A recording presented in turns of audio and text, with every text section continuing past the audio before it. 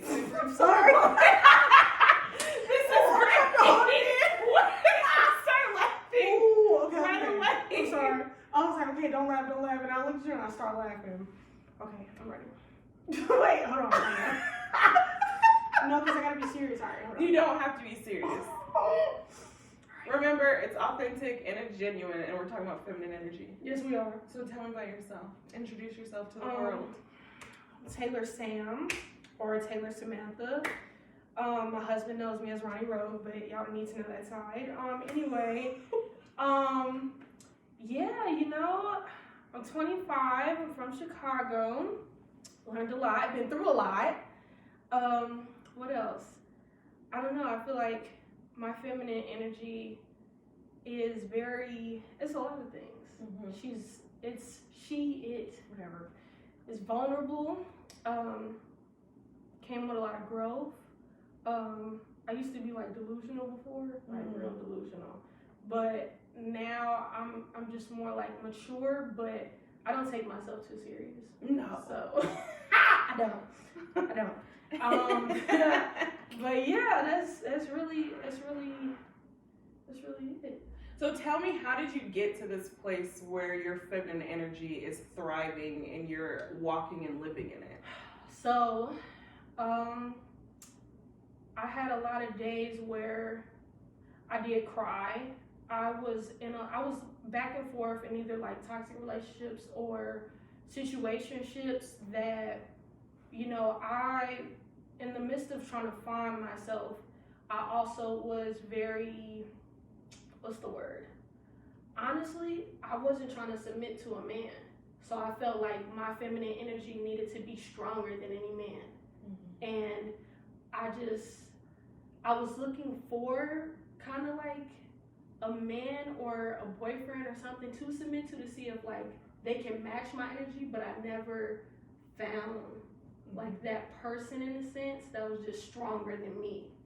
And when I realized that my perspective was based off of survival and, you know, lacking that male presence that I wanted, like in my childhood and like, you know, what I thought a man should be, I then had to just realize like, okay, hey, maybe you need to tone it down. Because ultimately, like I pride myself from where I'm from, but I've met so many females that are very, you know, hard and aggressive just because like their environment or just because like nobody's taught them like, hey, it's okay to be soft, it's okay to be vulnerable, but ultimately it's okay to try to trust someone that is trying to be there for you or shows like, hey, they're not going to hurt you. So yeah. So you talked about things from your childhood. So do you think like it's your inner child that was looking for somebody to kind of take care of you so that you could be soft and you could be vulnerable? Yes, because I see my mom go through a lot, and during different parts of my childhood, my dad was like in and out kind of because obviously like court stuff, divorce stuff, whatever. But I had like multiple stepdads in a sense, and they would make me happy, but then they'll disappoint me, and it'll be like very big highs and very big lows. So after that, I think I just kind of masked myself because I know I've been hurt by so many men that I was like, honestly, like I'd be damned if somebody else that I'm trying to date does this same thing to me. So I'm gonna be the perfect woman, the perfect ride or die. Like I'm gonna be that female that is never gonna get dumped and is like that ultimate female, but I'm gonna also have like that perfect male energy to where like I'm a half heart. I'm gonna stand on what I say. Like if I need to go out and get my hands dirty, like I'm gonna do that. And if I met a guy that wasn't up to my standards, but I also knew he had insecurities because I had some, I was gonna build him to be my typical dude because but at the time when I was going through that, trying to find my feminine energy, I never found a dude that matched my caliber in that perspective at the time, if that makes sense. So you were trying to create something. And so how does that work though? It didn't. So what I had to realize was a lot of my perspective at the time, like growing up in Chicago and then going through the military and trying to like date and stuff like that, like even though I was trying to survive, I got game from my mom. My mom is like originally from the projects and stuff, and she was like one of the pretty females in the projects or whatever. Everybody's trying to get after her, but she gave me like a lot of game, like, hey, don't go for this, don't do this, blah blah. And then I had a cousin who was just like a player, like before Snapchat, like girls was on the roster, all of that type of stuff, and I remember him. I wouldn't say dogging out females, but we had more of like a sister brother, but like brother type relationship because I was a tomboy at the time. So I basically used that knowledge of my mother, and I used that knowledge of my brother, and then I seen like how girls are getting treated in high school and stuff, and I was just like, oh, I'm about to be the ultimate female. But like, I'm gonna save myself for a man that I truly love. But until the guys that either find me attractive or whoever I found attractive shows me what I want, and I'm just gonna be a player ultimately. If that makes sense. Does that make sense? Okay. So yeah, I had a time, and I was delusional at some parts, but. Why do you keep saying that you were delusional? I like saying that. You know, delusional is like you form your own reality. You know, because I wasn't like I was. So I feel like I'm an old soul. I feel like my family members feel like I'm an old soul. But I've always admired like that '90s love, like that, like old school back in the day, like communication and stuff like that. And with me being such an old head, I've realized the things in society right now which we lack that we didn't lack before. Like granted, we lacked some stuff before back in the day as far as communication, but I feel like even with social media, I know people say this a lot, but okay, my earrings want to come off, it's fine. Edit that out. No. I just feel like you know, social media doesn't help it, and then like you don't really have like the men that was like building houses and stuff no more, like really going through their marriage and stuff, being like, hey, you stick it out, you do this, you that. Like we got the Kevin Samuels, we got the Andrew Tates, we got all these like false prophets of what masculinity is, telling other dudes that probably been bullied, that probably, you know, went through stuff that really don't have a great example, and this is how you get girls. It's like, no, we don't really have like a reinforcement, you know? And females are women, they have some to some extent, but then it's like now in today's culture, you got like, you know, not that I'm mad at like Megan Thee Stallion or whatever, like I love Megan Thee Stallion, but like if you don't have any other like identities as far as what strong female energy is, then I feel like that's the problem. Does that make sense? It does, and I think like people like Megan Thee Stallion, like great music, whatever, but they contribute to the problem. It's the same exact thing. Yeah. Because it's a false narrative of what embracing like femininity is. And I think that we confuse sexuality or being a sexual person with being feminine. And I don't think it all is the same, because you can be feminine and not sexual. But all that they're teaching right now to this upcoming generation is you have to please me sexually, give me your money, give me your car, give me this, and now I'm okay. And to me, it's a very skewed mindset, because what women are doing right now is exactly what men have been doing for years. And so everybody's still missing the mark of communication, because it's like almost kind of like what you were saying. You want it to be the ultimate female. Like nobody is gonna hurt me.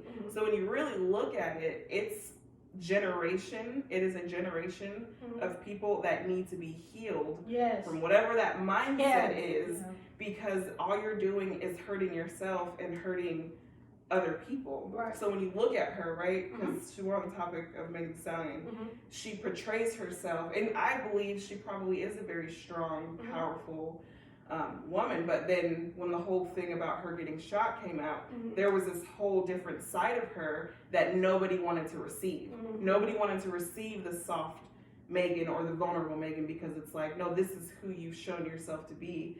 And people don't care when you are acting one way. So I think it's important to, in order to thrive as a woman, Like, we have to learn that balance of you don't have to be rah all the time. All the time, yeah. Like, it doesn't, and it's exhausting. Very. Like, waking, because you're literally every day fighting yourself, and proving yourself every single day. And I think we have to get to a point where it's like being okay with just who we are, where we're at, wherever that is, as long as we're moving forward or growing, that should be enough for us. Yeah. And it's not. I don't think that's being taught what you said though. Like I don't think it's being broken down to the women that are experiencing that. And even I don't know, it's just I feel like it's so much trauma within these communities. And it's not just black women, but in the communities where like women truly struggle, and that's whether it's in their relationships, in school, these other places. Nobody teaches that. Like I feel like, and this is no shade, it's not being racist or whatever, but I feel like there is more love for a white woman or a woman that is desired amongst many men than it is love for a black woman that doesn't look like Megan or does look like her or whatever. Because it's like people put you into these places, people categorize you, and it's like I feel like as human beings, and I feel like as women we are not, what's the word? I think it's like monolithic. I don't know if that's. I don't know that word. Basically, it's like MONLITH whatever, but basically it's kind of what I'm saying. You need to Google it. I mean, no. Because I know it, but I was like, dang, can we put the IC on there? Like, make it an accent? Or can we do that? But, but no, like, I think I feel like also that helps too, because don't categorize yourself with what you see. Like, take bits and parts of that. Like, for example, like the song I'm Every Woman, like, obviously Shaka Khan made that, but then boom, like when he used to remix it and put like all these women, all these like whatever she was doing, like R&B, all these different women in this, experience of the music video, and everybody's just going in, everybody's vibing, and it's unity. I don't think unity is being taught anymore as far as feminine energy. I think like, right now in the time period that we're in, honestly, you got a lot of sassy males, you got a lot of strong women, and it's not given. And what do you mean sassy males? When I say sassy males, what do you mean? I say this is what I mean. Like, we got the males that are like, well, if I build this for you, if I do this for you, what you gonna do for me? And I've always hated. I hate that. Like I nip that in the bud, because I feel like people miss it. Everything is not transactional. Like ultimately you get in a relationship or you want a person to build an investment, and I feel like people have like the blueprint, right? So when we think investments, you instantly think of money. You think like, okay, how can this make me better, whatever, what opportunity, all this other stuff like that. If you use the money blueprints that you already like, hey, I'm going to go to work, I got to do this, blah, blah, I need to build my bank, I need to build my bank account, I need to put this in whatever type of account so this can build interest, Like, I feel like everybody would be better off. So what I say with sassy males is like, what are you going to do for me? Or ultimately they feel like, well, if I take this girl on a date, I'm ultimately paying for not even just the experience, but ultimately getting the cab. So if I raise my price and I take her to all these restaurants and I take her to Roof Chris and do all of this or whatever, $300 should be a good price for me paying for the cab. Like, thinking prostitution. I'm so serious. Like, if you look on social media, you will see that on Twitter. Like, I'm doing this to get here. Like, it's a motive. So now you have sassy dudes, and then you got females that know the game, and it's like, well, if you're going to be paying for it, I'm going to have a good time. And I don't think males ever expected that. Males don't expect females to have the game. And Eddie Murphy made a movie about that, Boomerang. And nobody watches that movie. And that movie That's a great movie. It's so influential to our time right now. Like, people miss it. And it's just like, I remember I love like showing my friends that movie, or just like when I was going on little days, like I just wanted to see where a dude's head was at. And I put that movie on, And they'll just be baffled. They'll be baffled because a woman can run game. Women play the field too, and I don't think people really expected that. So when you have a woman that knows the game and puts a price on it, like, oh, okay, you think you're paying $350, let me up your price. And she gets all that she wants out of it. And another thing that my mom told me, sidebar, was like, I don't know if you're going to put this in there, but she said, You know, I don't really, listen, I don't believe in like, oh, like, you would a dude or whatever. Say if it gets to that point where y'all about to have sex and do whatever y'all about to do, you know, men will be like, oh yeah, I hit that. I was taught, like, obviously it was time for me, you know, like, have boyfriends, stuff like that. My grandma told my mama told me, like, you don't let no dude hit that, you hit that. So, I feel like, hold on, let me get this together. But I feel like, I'm serious, like, when you walk with that energy, and you know, and you embody yourself, you know, like, ain't nobody taking this, well, you thought you did something? Like, no. Absolutely not. But when you walk with that, you know what I'm saying? And when you feel that, nobody regular is just going to come to you like, oh, okay, well, shoot 350. Oh, that's what you think. Go back to the drawing board and figure it out. Because that's obviously not the equation. You know? Does that make sense? Okay. I feel like that was a lot. It was a lot. But yeah, you know? So yeah. Not everybody gets this. No. What you're saying, though. That's like a cheat code, though. You're welcome, whoever's watching. You're welcome. But yeah, I think women don't. I feel like women don't know how to harness their power because either they let society put a price on them, or they let another male or female, whoever they're dating, put a price on them. Because I feel like we all went to high school, or you've all seen it in your life, whether it was at work, school, your family, where you've seen a female like do everything just to get attention. And not in a sense like everything like, hey, I'm here, but just like you've seen women that did not deserve what they were getting out, and they were given like the minimum, and they was cooking, cleaning, do all the things that a wife is supposed to do. And ultimately they still getting the shorter end of the stick because they want to be loved. But that person's love they give you was like a cool 20. But what you really deserve is like 1,000 and some change. So it's like at that point, you know, like, I just spit on myself. Like at that point, wait, are you okay? No, we're good. I feel like at that You're just like kind of my business right now. Oh, no. I'm sorry. Keep going. And, I mean, it's just like I feel like it's simple things like it's game everywhere. That somebody done taught you, you done heard, you was like, nah, that don't fit me. But once again, that whole situation is why buy milk when you had a cow for free? Like, I mean, it's just I feel like in certain situations you gotta know what game you playing. If you're gonna be the player, if you're gonna be whatever part of the game you're gonna be in, you need to know what you're doing, you need to know how you playing it, or if this is a workout plan B, C, D, E, whatever.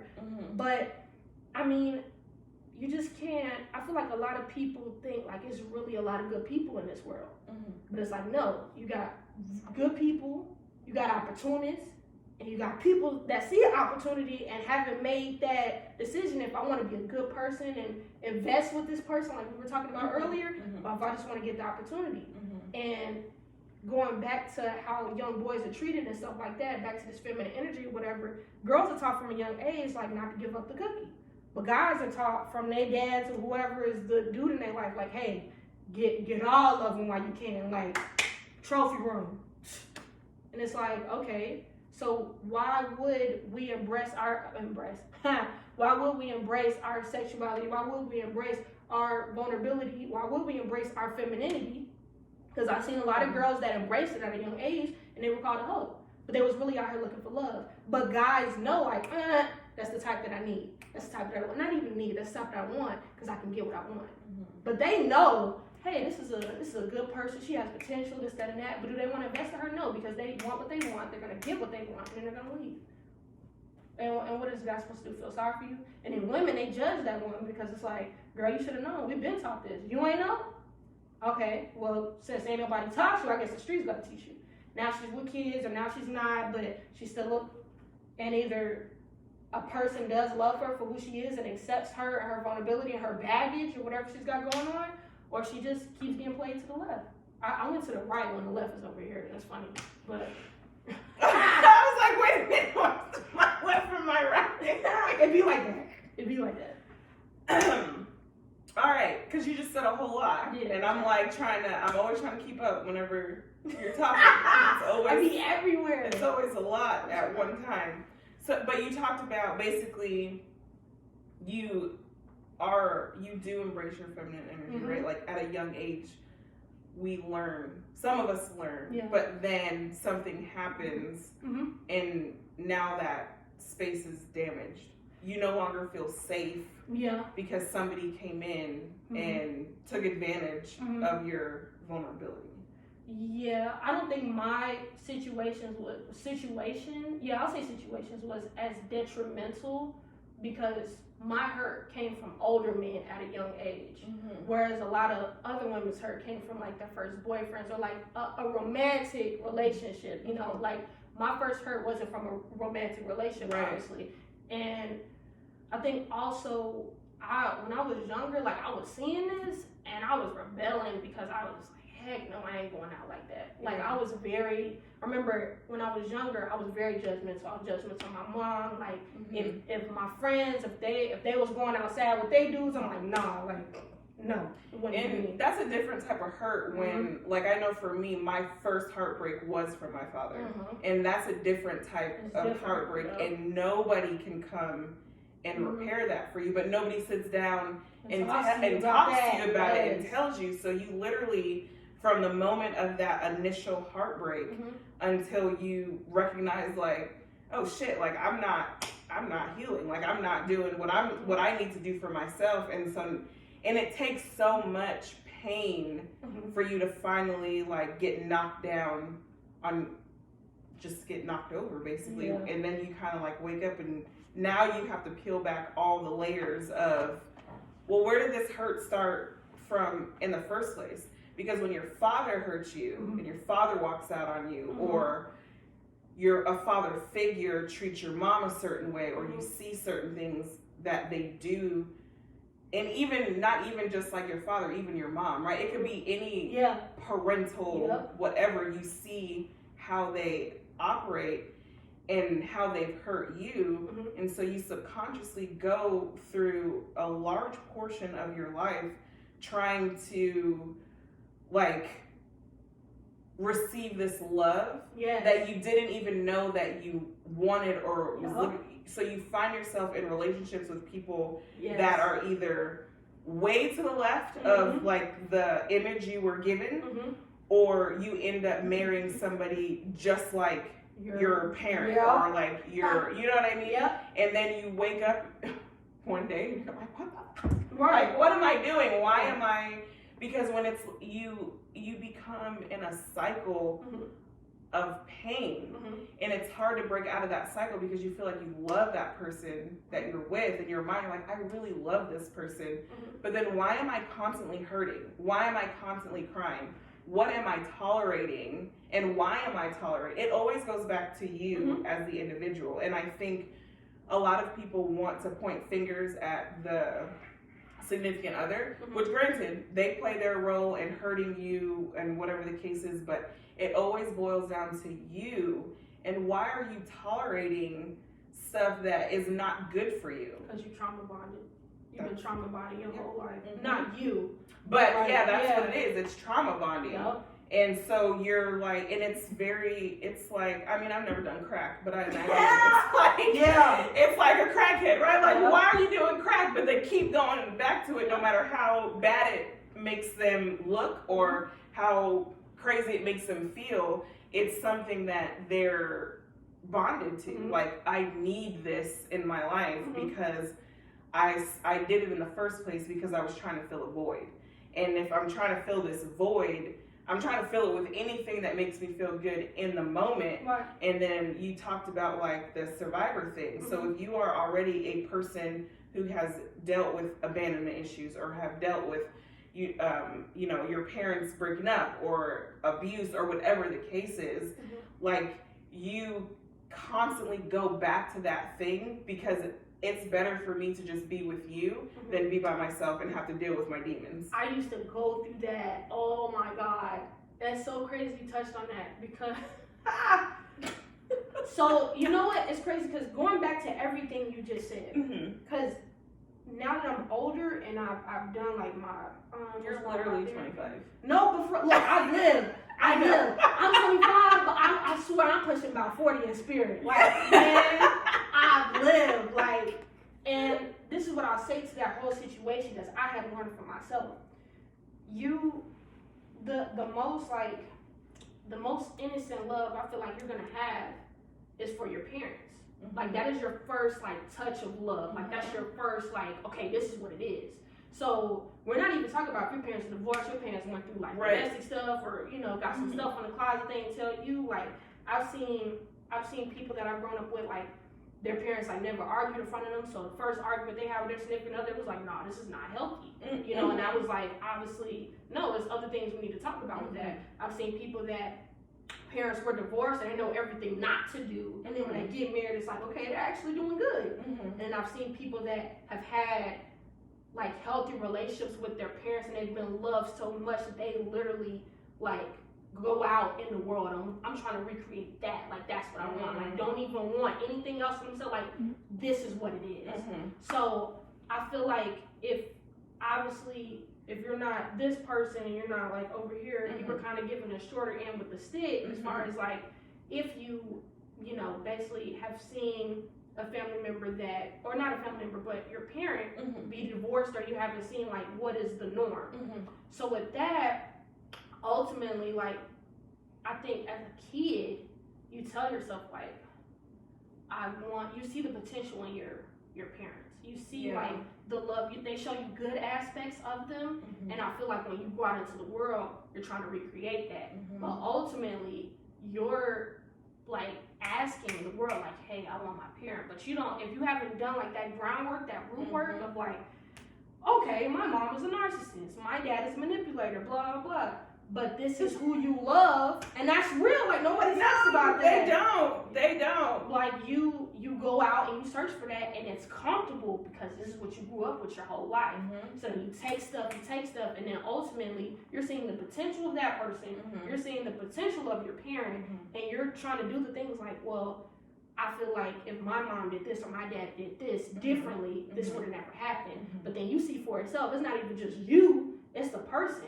So you can't keep, and this is for females, males, whoever you dating out there, like if you can't just go off potential, and that's something I had to learn at like 18, like 17, 18. Like I was going off potential, I was in college, I was dating this one dude, he could kick rocks for real, cause what, like I'm healed though, but he could kick rocks. Anyway, it was a mess, and it's like everybody around me seen it, like buddy was cheating, buddy was lying, but I was just like, you know what, I'm not gonna be like who I'm not gonna name because that person ain't take care of the relationship. I'm gonna hold mine down. We're gonna go through it, and I'm gonna show that I'm gonna put investment in this relationship. There's no investment in that relationship because it already started off at like -1,000. So even if I put 20, 40, 60, 80, that's not even really making no room for it. That's a credit card that wasn't even my balance. Like, what are we talking about? So when I learned that, I think a lot of people also go into those type of relationships with that trauma bonding, with that hurt, and then they got the nerve to have arrogance and ego. So you got all of those things. The audacity. Right, like you got all of those things. You got the master plan, you got the blueprint for this relationship, and ain't nobody gonna stop you, but you don't have humility, you don't have, guidance, true guidance, you don't have therapy, because you're walking in with your baggage that's probably stacked this high, whatever that person's baggage is and whatever they ain't tell you. So now y'all got this load of baggage, and y'all are ultimately, there's a person that tries a relationship and a person that don't really care as much, or there's a person that doesn't really see their potential. So you're helping them with their insecurities when you got yours. You're trying to be better. Then you got life, like you got to pay bills and all this other stuff. So I mean, it's just a lot, and I don't think nobody thinks about that. But I feel like you gotta have humility. I don't think I have the answers. I'm just telling you like what I realized. And in my previous relationships, I didn't have humility because I didn't want to be vulnerable, because I feel like in a weird sense we were equal, because I took you on with your insecurities, so you don't judge me about mine. So if you came to me about my stuff, you can't even come to me about my stuff because you're insecure too. We're in the same boat. I'm trying to help you, like to help with you, like what?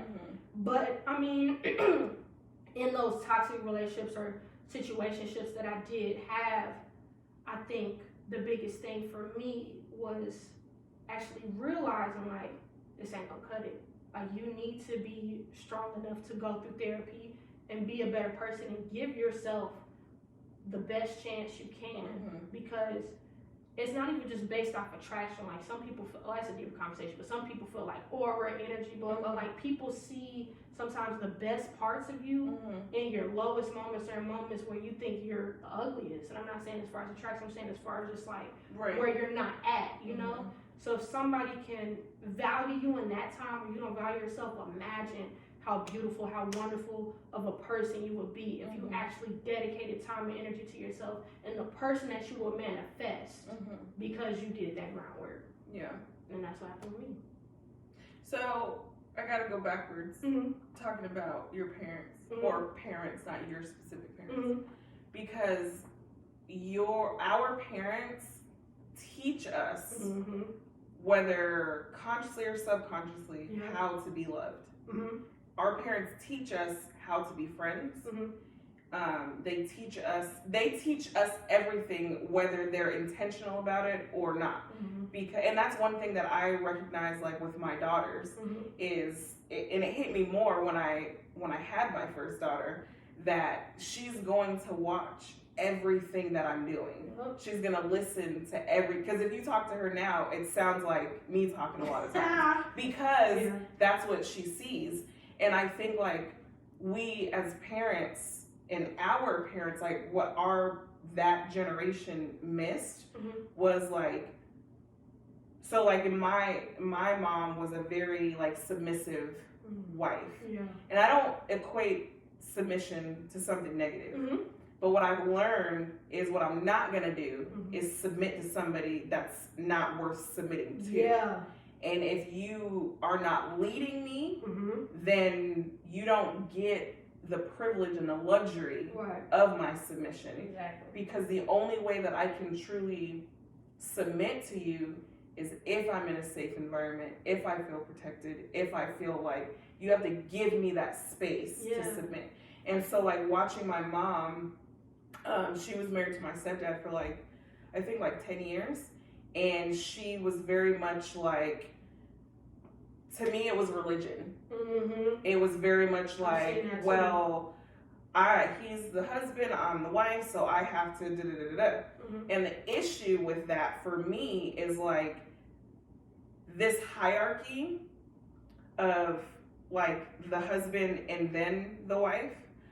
What it turns into is the wife constantly trying to appease this man who is not worth it and doesn't deserve it. Just because you bring home a paycheck and just because maybe your paycheck is more than mine, if you're not feeding and fueling and pouring into me, I have nothing for you. And I'm so tired of people teaching you need to submit. Well, what am I submitting to? Where are we going, sir? Where are you taking me? And so watching my mom do that for so long, like I swore to myself I would never do that. And you find yourself in that And I found myself in that very situation of doing, I wouldn't say like as extreme, because my mom wouldn't even like say anything back. And my stepdad used to rah-rah like in her face. And my mom would just sit there. And me, it would have been on. Listen, it did because. But then to me, and so I started, like, obviously, I started asking myself a lot of questions over the last couple months about my aggression and about my, like, why do I always feel like I have to fight and defend myself? And I realized that, again, women, we need safety and protection. And if you're not providing that, I naturally am going to step up into my masculine energy at that point. And if you're not going to do for me, then I'm going to do for myself. And if I find myself doing for myself, if I find myself having to look in the mirror every day and give myself words of affirmation, if I find myself having to take myself out on a date, or if I find myself having to be like, oh, Brittany, do you want Starbucks today? Yeah, I do want Starbucks. I'm gonna go get my own. Like, and I know that sounds like very shallow, but that's just like the basic, you know, like if if I'm finding myself having to do all these things that my partner should be doing, why is my partner here? Yep. Like, what are we doing? Yep. And I just think, like, my generation, Mm-hmm. our parents frown upon independence. They frown upon when the woman is like, you know, I'm gonna do me, or they even frown upon equality. Yes. Like, if we're given 50-50, if it's like some days you'll wash the dishes and some days I'll cook, or some days I'll cook and some days you'll wash the dishes, like, even that, then my parents' generation is like, no, you need to be picking up this plate. Like, why are you not doing this? And it's like, yeah, you know, and I think it's just a constant shift of the mindset, because women are working now. And why are women working more now? Because we have to.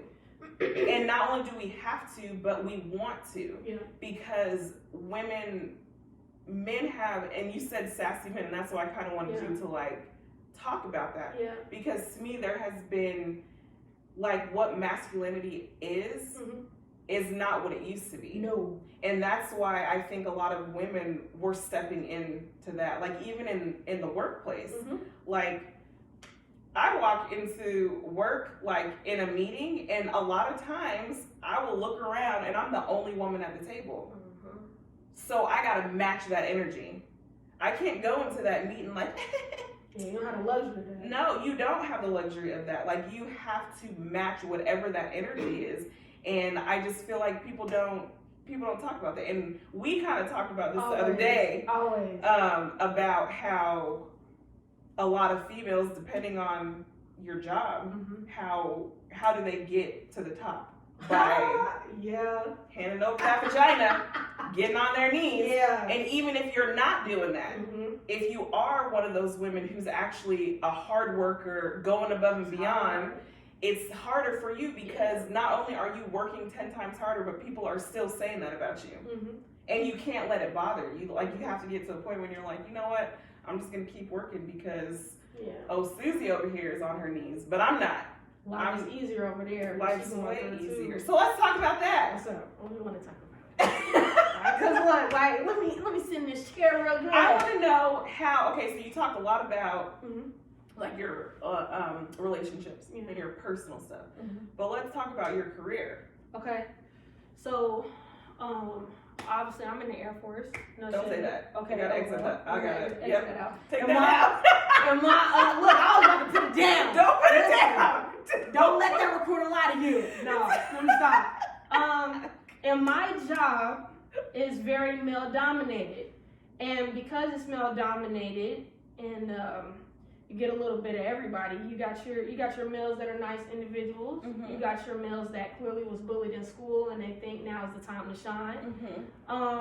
And you got your males that honestly are just like, they weren't even bullied, but they just hurt. Like, they just hurt. It's not dealt with. They ain't going to therapy. They drinking their life away, sorrows away. Like, people be for real alcoholics and just be. But anyway, they take that out on other men because, like, they got that toxic masculinity thing. And it's not just toxic masculinity relationships, but even, I feel like toxic masculinity is also how you view other men. Like, that, what's it called? Like that, dang, I can't even think of it. You know, like the top, like wolf or something like that. I can't. Oh, alpha. Yes, thank Alpha. you. I could not get it out. I could not. I was like, damn, where's that? That one. Got my back. Thank you. You're welcome. But you. Yeah, like I feel like males think that alpha male energy is like for real, that Andrew Tate type. Who is Andrew Tate? You keep saying no. Listen, so let me tell you something. I'm not like Andrew Tate. If you watching this from jail, it's up. Like, I don't like you. I don't mess with you. I think I do know the bald head dude that was Yeah. like he was this new Dr. Phil masculinity prophet. Like, no, sir, you was Yeah, bullied. you're was right. bullied. Yeah. Okay. And you trying to act like you pulling females, no, so you're paying for them. That's the difference. Okay, sorry. Yeah, sidebar. Sidebar. Because I really don't like that man. We can have a whole show about that. We'll man. do that the next one. I'm a big We'll anyway. talk about Andrew Tate So later. back to the real question. I'm sorry. What was the question? So you were talking about my career. Right? Okay, let's go.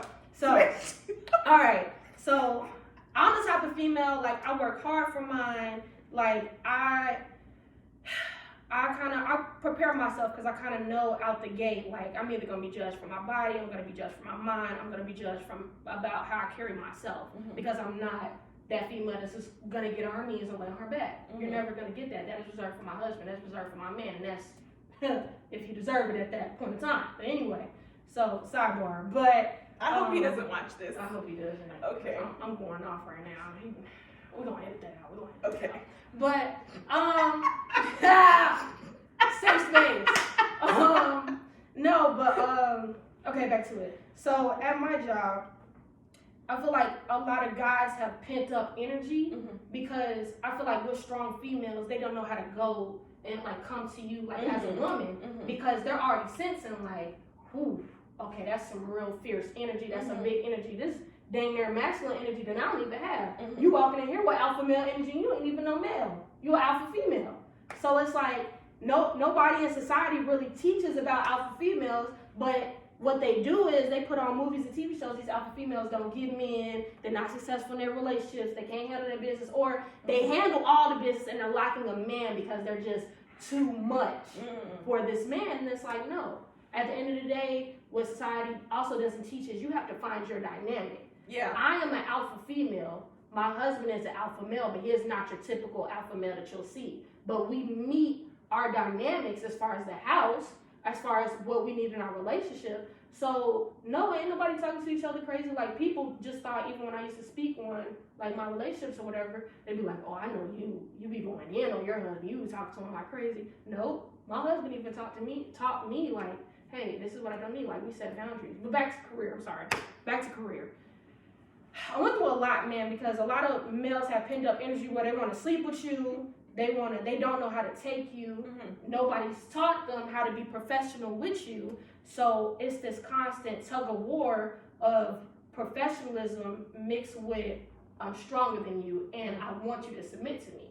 But it's like you might do that with your wife at home, but it's not gonna happen over here. Listen, because that's why they act like that. Listen, I'm not one of the. I will curse you out. Like, listen, I do not care. That's not okay. But I do not care. Not in our line of work. No, it's not. It's not. I told myself down though. Like, I don't do that no more. But oh my God, like I feel like if my. But it's triggering. It's triggering because listen, again, you don't know where. Like, if you came into, okay, so you did. You came into my office, right? I don't know your background. I don't know, you know what I'm saying? And I feel like you have so many people in positions of power who don't understand. You don't know this person. And just because they look, we all wear the same color or whatever at work, you cannot expect to talk to everybody crazy. Because then, when they pop back, you sit, and I learned that in my experience in my career. Like, I've had people talk crazy to me, and I'm popped right back, or I have popped off on people, and they've popped right back. And so you learn over time, like, you cannot do that to everyone. And especially, what I have learned about myself is I have a big issue with men in positions of authority that abuse their power. So when the minute, because I'm popping off on a dude faster than a female is going to get a lot more grace from me than a man. But if a man comes in and you think that you don't... Not the same look. Sir, because run it back. Yeah. Because we're not doing that. And I know that is like, that comes from a place of unhealed trauma. I understand that. I'm working on it. I'm working through it. And where we're from. And where we're from and what we've seen and our life experiences. And people have to, in the workplace especially, like you have to take that into consideration. You know, and like you're already saying, like these men are already hurting. Like they're already going through their own stuff, but they come in and they want to take it out on everybody else. And that's not okay because you will get cussed out regardless. I know that's not encouraged, it's not, but you gotta understand. You gotta defend yourself. You do have to defend yourself because people will take advantage of that. I've seen that too at the workplace. I'm not gonna lie. Like, I feel like you get the women that are strong enough to defend themselves. You got your women that don't know what they're getting into and they have to find themselves. You got your women that, you know, never really went through something so drastic, like as that, like a male really coming to them so crazy, like. And I feel like I was in the middle when I first came into my job, and I think what also played a role in that was stereotypes. Because in different jobs that you have, wherever you're at, no matter where you're working around the world, before you walk in the door, people have a stereotype about you.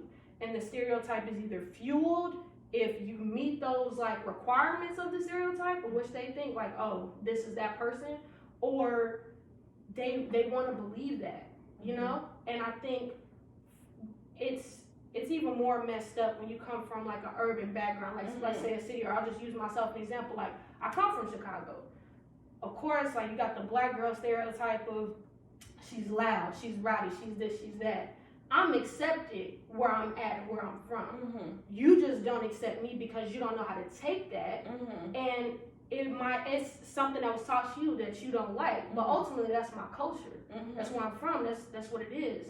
So when you're batting against that, you're batting against if somebody has like, and I've seen this too, like some sexual tension towards you, and they don't know how to go about that.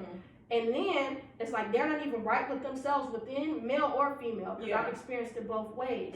Then you get this crazy ball of exclusive, oh well, because I'm higher over you, I get to do this and I get to say this. And they expect you to be ignorant to it. So I've seen a lot of females that obviously didn't know how to handle that situation. They were ignorant to it, so they just allowed it to happen. And I've been through a situation where, I didn't know it was happening to me. And I just kept taking it because I'm thinking about I gotta be strong as a black woman, or I can't even deal with this individual right now, because I'm like, that's lightweight, I'll deal with him later. I got this going on, family needing me here, there, blah, blah. And right when I was paying attention to those other things, that person was setting me up to fall, and they wanted me to submit to them. When ultimately, when I first met them, I knew their energy was off. I knew like, this ain't gonna be the person. Like, I'm the type of person, like, I'm gonna test you before I talk to you and really get to know you, whatever. And it was just like, those tests, that person kept failing, but because I was so young, I was like, I'm gonna give chance. It's like, no, if you're in an environment where it's not the best for you, and this is something I had to learn myself, if you're in an environment that's not the best for you and people are mistreating you, and people are not standing up for you, but talking to you in your face like, hey, we know what's wrong, and they're not doing nothing, get out that situation. You don't need to constantly keep asking, can I sit at this table? Can y'all treat me right? Can you be a friend to me? Can you be nice to me? When there's people more than willing, got the table, got the whole little tablecloth laid out for you, all this other stuff, you don't got to keep asking. You don't. And there's other ways to demand your respect. There's other ways to say like, hey, I'm here, you're not going to treat me like that without, and I love cussing people out, I'm sorry, like that's my itch. Like I really love doing that. But I had to realize, what am I doing with that? Like, yes, I'm letting out my anger, you know, and yes, now you know what it is, because I can play this game every day, but it's also like, now what? Does that person really comprehend where they have me messed up at? Truthfully, do I comprehend where I've offended that person, I've hurt that person? Now, obviously, if I'm a victim in the situation, then we ain't even gonna do that, but ultimately, like, two wrongs don't make a right. That's what I had to learn, and I don't feel like that's really being taught, because it's just so much pent-up aggression that us women have, and sometimes we know how to articulate that, sometimes we don't. So then we get in situations where somebody doesn't understand us, somebody makes us a victim in a situation, and they try to frame us or use it as like, well, they've been doing this, blah, blah, and it's like, we didn't even articulate ourselves in the first place to have somebody else that is not from my experience even try to comprehend us. Yeah. And that's what I had to learn. I love when you talked about like the table. So I learned that much later in my career. I did, and I spent a lot of time asking for a seat at the table. And then I got a lot of no, not now, not yet, just wait. And then finally I was like, you know what?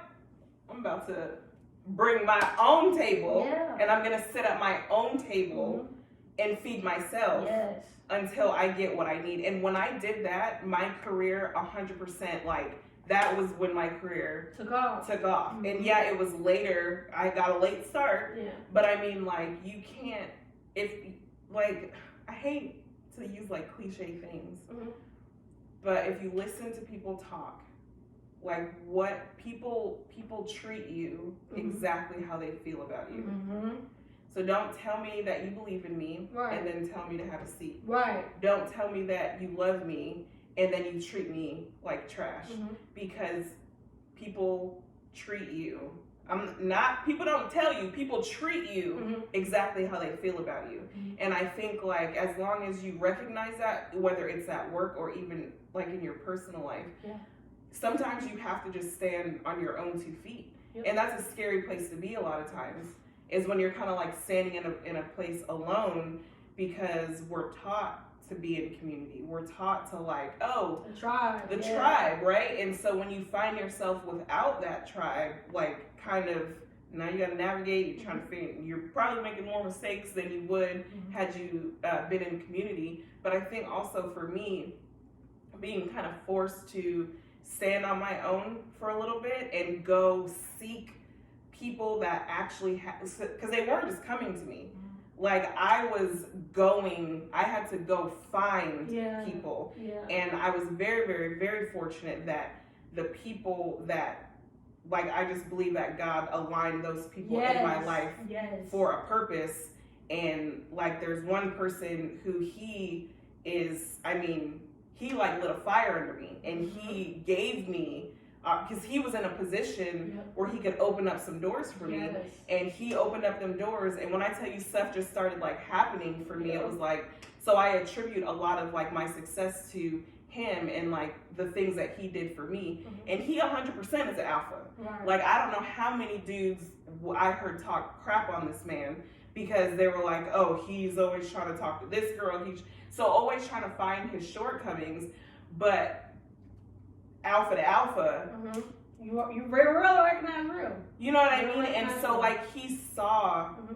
the best in me, mm-hmm. not just my potential. He knew that, because he didn't know me. That's the crazy part. It was like, I literally walked up to him one day after a meeting, and I was like, oh, so I guess you promoted yourself out of a job. Right. And he was like, yeah. And so that was me, because I felt like the energy from him. Like, I felt like this is a genuine person. Mm-hmm. So, and sometimes you have to do that. Like, you kind of talked about, you know, you have your good people, you have your opportunists, and then you have mm-hmm. those people trying to, sometimes when you see that opportunity, you gotta take it. Yes. And you can't overthink it. You can't be worried about, am I gonna piss this person off? Mm-hmm. Because you have to learn, if you're gonna succeed, a lot of times that success is coming because you're doing things on your own. Because most people are not good. Yeah. Like, there are less good people in the world than not. Mm-hmm. And so, like, you can't always count on people to help you or be there for you, because they're not. But when you find those people that are going to support you, that are going to embrace you mm-hmm. for who you are, embrace wherever you're coming from, like, those are the people that you need to keep around you. And if you find yourself around people that are constantly like, this could be better, what are you doing? I don't know why you're doing that. They're always questioning everything you're doing, or always, like, very, what is it? Subliminally? Yeah. Can't word. when people, because people do it, like, very shady, right? Mm-hmm. Like, in a very shady manner, and they're constantly, like, tearing you down mm-hmm. every step of the way, and those are not your people. Nope. And I'm not saying, like, surround yourself around people that are always going to be like, oh yeah, that's great, girl, because you need to tell me that I'm wrong, right. because I'm not right all the time. Right. So but there are people that legitimately love you and want to be there and support you, that will correct you in a loving manner mm-hmm. without tearing you down. Mm-hmm. So, yeah. I like that. You're welcome. Thank you. No, I love it. I think so much of, like, if we're talking about Black women here too, mm-hmm. I feel like so much of us wants to be a part of tradition. Ugh. That was obviously, like, already, like, taken from us, whatever, history class next time, whatever. But this is the thing. I feel like people I feel like people have to center themselves. I feel like if you're not right within, you're not going to attract the real people that's for you. And that goes all the way back to our conversation about like investments and stuff like that, and then like how we've been talking about energies.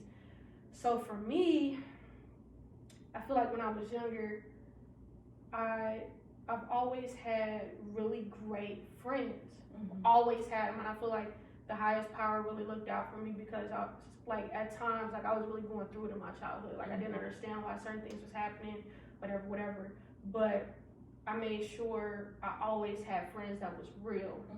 And I think another part of that too was I was looking for a sisterhood. I was looking for a brotherhood, and ultimately that was my tribe. And initially, I feel like black people think it just needs to be everybody black. But I also had to learn all kinfolk ain't kinfolk. I got family everywhere. And I feel like that's what our jobs teaches us. And that's a beautiful lesson that I've learned within growing within my job. Because I've talked to people that I probably would have never talked to if I wasn't in my job. But I have more respect for them than some people I do at home because they get it. They understand it. And my energy ultimately attracted them. And then another thing that I learned too with that was I started loving myself more, and I stopped talking. I talk less now. I talk less and I listen more. And when I was younger, of course I was insecure, like puberty, all this other stuff. So first time walking the room, I want to be seen, I want to be heard, I want people to like me, I want friends, where they at? Like, like what's up? I could be loved, I could be this, I could be that. Like, I wanted to mold myself into the best person you needed because ultimately I wanted that for me. And I figured if I could be that to somebody, then they'll see that this is what I need. But then as I got older, I was just like, man, no. Like, I walk in rooms now, I'm not talking. But you can see anytime you walk in a room and you're not talking or whatever, and you're in a new environment, like, don't talk. And you walk in, you see everything that you need to know about a person. And it's so crazy because, like, it's so easy, but a lot of people aren't tapped into that.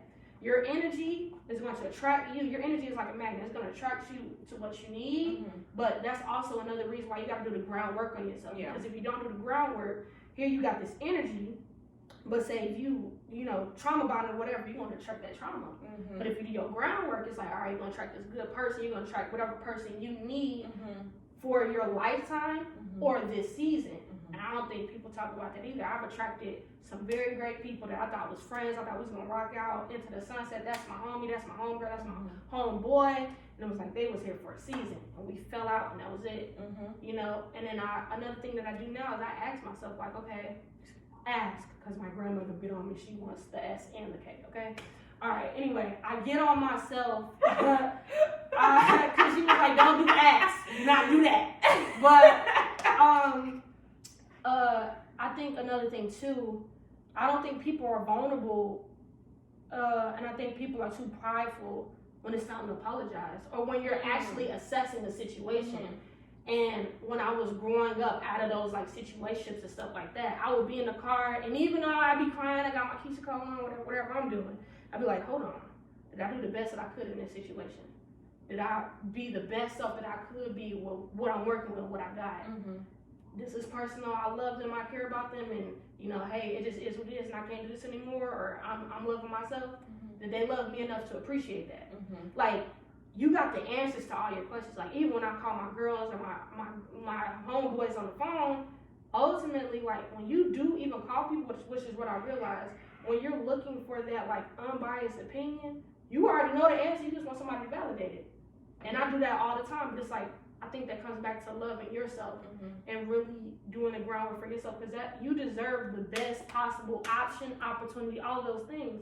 And another thing that I learned too is your thinking, your mindset, and your perspective is not going to be at its best if you don't nurture it. Same way with you plants, same way people teach you about flowers, all this other stuff, like the systematic, how we view other things is ultimately like key points of how we should view ourselves. People think roses or whatever plants are are not valuable, but they think they're beautiful and all these other things. And sometimes even with that, like we're taught like roses, flowers, like women are taught flowers, stuff like that. You ain't taught like, okay, let me get this aloe vera plant and nurture it. No, you're taught like roses, all this other stuff. We're taught, men and women alike, are taught to love a flower's petals before we are taught to nurture roots. And I felt like that was so deep. When I realized that, I'm like, dang, here we are cutting flowers from gardens, all this other stuff. Flowers are ultimately dying, and you can only nurture them so long. We're not taught about these plants that actually like help the oxygen in the house and do all these other things. You find it out later.